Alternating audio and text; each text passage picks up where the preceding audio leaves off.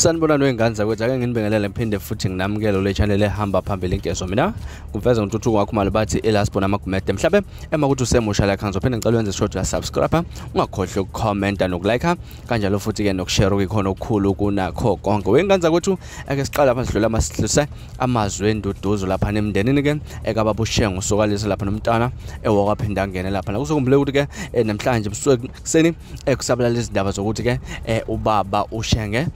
akasekho lapha nemhlabeni uzokhumbuleka ngamagalelo akhe amahle kakhulu lapha nokumsunguli weqembu eliphixa lapha ke okuyi IFP mangabe sibheka okuyindaba ezihamba phambili lapha uKhuzani esebevele bahlangana ndawonye lapha ke ukukhipha icwecwe lokuvalelisa ubaba uShenge usokalisa le ndaba ke thinta abantu abaningi lapha neHlanganisa khona abaculi ababili labakwazi ukuthi bayinkukhu nempaka ubaba ke uKhuzani umfo kaMpunga kanjalo nensizwa igcokamele Mthandeni umfo kaManqele